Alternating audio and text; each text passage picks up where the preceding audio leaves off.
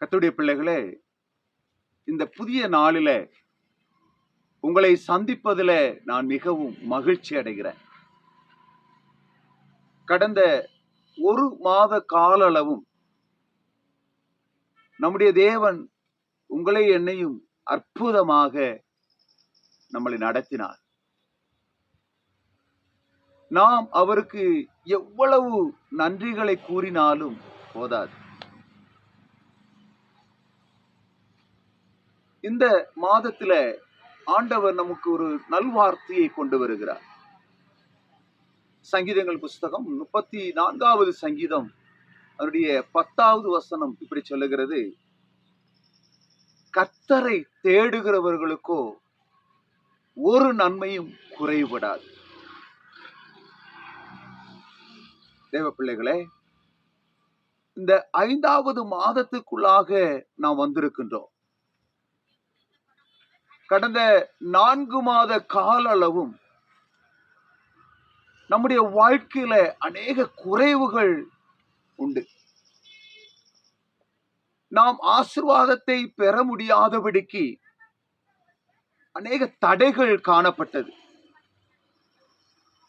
ஆனால் இந்த புதிய மாதத்துல நம்முடைய பரமபிதா நமக்கு வாக்குத்தத்தமாய் சொல்லுகிறார்: நீ கர்த்தரை தேடும் பொழுது, கர்த்தருடைய சமூகத்தில் காத்திருக்கும் பொழுது, தேவ சமூகத்தில் நீ உபோசிக்கும் பொழுது, நீ தேவனுக்காக உன்னுடைய இருதயத்தை கொடுக்கும் பொழுது, கர்த்தர் உன்னை ஆசீர்வதிக்க வல்லவர்.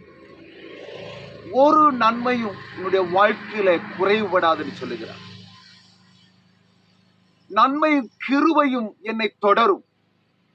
நான் கர்த்தருடைய வீட்டில நீடித்த நாட்களாக நிலைத்திருப்பேன். உங்களை என்னையும் அந்த கூடாரத்துல நிலைத்திருக்க செய்ய விரும்புகிறார். அவரை தேடுகிற ஒவ்வொருடைய வாழ்க்கையில கர்த்தர் அதிசயமான காரியங்களை செய்திருக்கிறார்.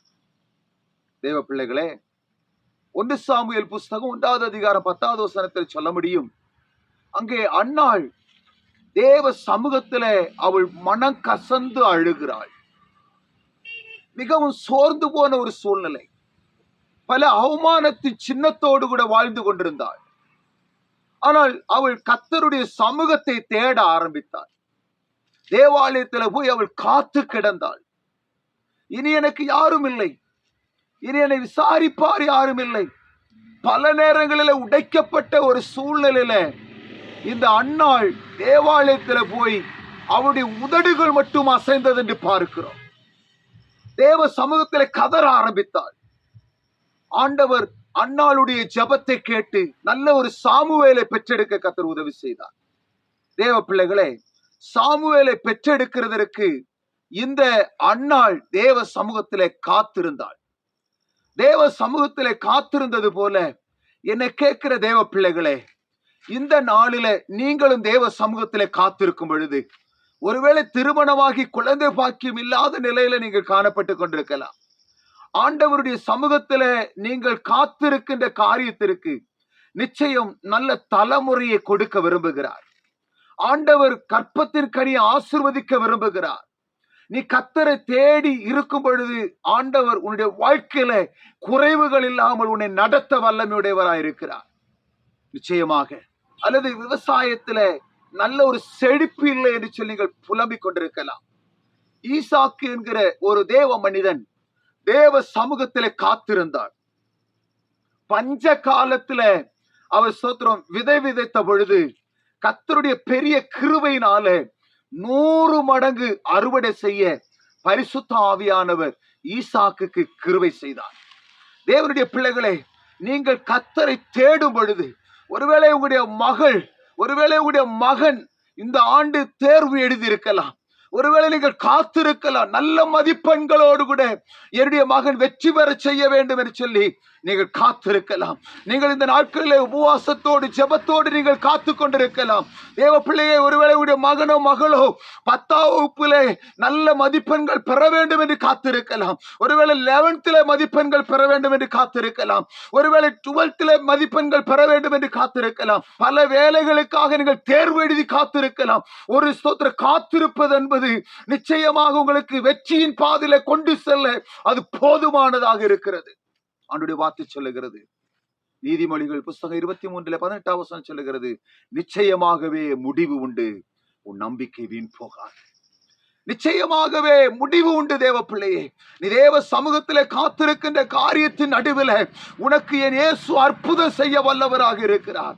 கர்த்தரை தேடுகிறவருடைய வாழ்க்கையில அவர் நன்மை செய்ய விரும்புகிறார். இன்றைக்கு அலுவலகத்தில் பணியாற்றி கொண்டிருக்கலாம், ஒருவேளை ஒரு டிரான்ஸ்பருக்காய் காத்து கொண்டிருக்கலாம், ஒருவேளை சக அதிகாரிகளோடு கூட பணியாற்றி கொண்டு பல எதிர்ப்புகளை, பல போட்டிகளை, பொறாமைகளை சந்தித்துக் கொண்டிருக்கலாம். ஐயோ, இந்த வேலையே வேண்டாம், நான் என்ன செய்வதுன்னு சொல்லி ஒருவேளை ஸ்தோத்திரம் மிகுந்த பாரத்தோடு கூட நீங்கள் காணப்பட்டு கொண்டிருக்கலாம். உங்கள் நடுவில் நீங்கள் கர்த்தரை தேடும் பொழுது, ஸ்தோத்திரம் உபத்திரவத்தின் நடுவில், வேதனைகளின் நடுவில், பாடுகளின் நடுவில், ஸ்தோத்திரம் எரிகோ போன்ற பிரச்சனைகளின் நடுவில் நீ கர்த்தரை தேடும் பொழுது உனக்காக என் இயேசு அற்புதம் செய்ய வல்லவர். இன்னைக்கு சிறைபிடிக்கப்பட்ட ஒரு சூழ்நிலை நீ காணப்பட்டு கொண்டிருக்கலாம். இன்னைக்கு வியாதியின் தருவானங்கள்ல நீ மருத்துவமனையில் படுத்து கிடக்கலாம். விபத்து மூலமாக நீ மரித்து போய்விடுவாய் என்று சொல்லி டாக்டர்கள் உன்னை பார்த்து சொல்லிக் கொண்டிருக்கலாம்.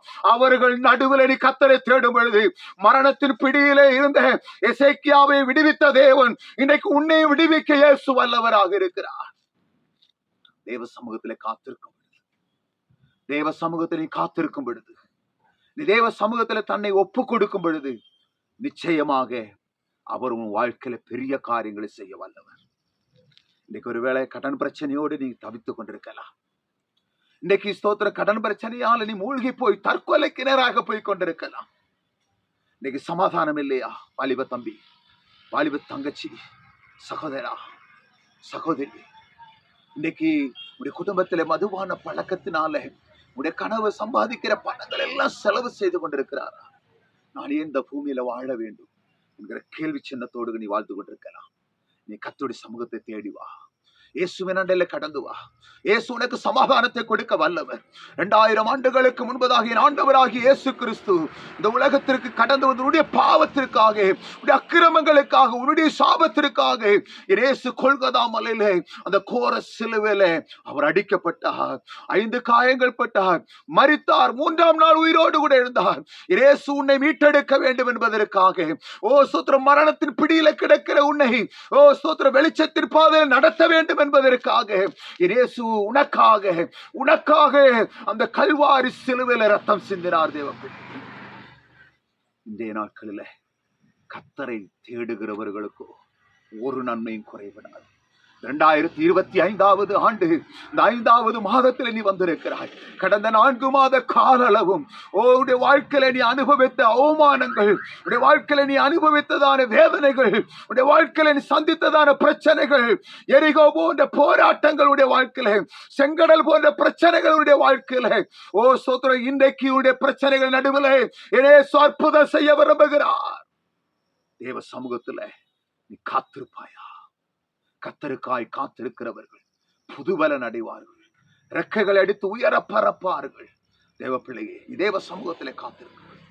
வேதம் சொல்லுகிறது, குறித்த காலத்துக்கு தரிசனம் இன்னும் வைக்கப்பட்டிருக்கிறது, அது முடிவில் விளங்கும், அது பொய் சொல்லாது, அது தாமதித்தாலும் அதற்காய் காத்து நிச்சயம் அது வரும். ஸ்தோத்திரம். இன்றைக்கு அலுவலகத்தில் பணியாற்றி கொண்டிருக்கிற தேவ பிள்ளையே, பெரிய கம்பெனியில பணியாற்றி கொண்டிருக்கிற தேவ பிள்ளையே, உன்னுடைய பொருளாதார நெருக்கடிகளால் நீ மிகவும் சிறைபிடிக்கப்பட்டுக் கொண்டு நான் எதற்காக இந்த சூழ்நிலையில் இருந்து கொண்டிருக்க, மரித்தால் நலமா இருக்கும் என்று மரணத்தை கேட்டுக் கொண்டிருக்கிற சகோதரா, நிச்சயமாய் வரும். காத்து வாழ்க்கையில் ஆண்டவர் பெரிய காரியங்களை செய்ய வல்லமையுடையவராக இருக்கிறார். ஜெபிப்போமா. பரலோக தகப்பனே, ஆசீர்வதிக்கப்பட்ட நல்ல வேலைக்காக நன்றி சொல்லுகிறோம். இந்த நல்ல நாளில ஆண்டவரே ஸ்தோத்திரம், கர்த்தருக்காய் காத்திருக்கிறவர்கள் புதுபலன் அடைவார்கள். ஆண்டவரே, சிங்க குட்டிகள் தாழ்ச்சி அடைந்து பட்டினியாக கிடக்கும். கர்த்தரை தேடுகிறவர்களுக்கோ ஒரு நன்மையும் குறைவிடாது.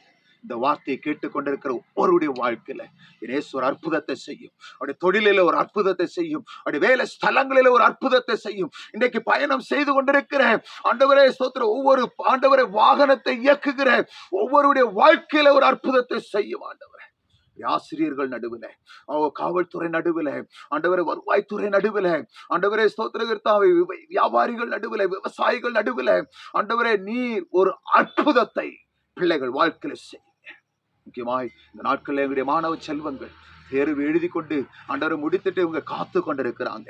ஒவ்வொருவரும் பல எதிர்பார்ப்புகளோடு கூட காத்து கொண்டிருக்கிறாங்க.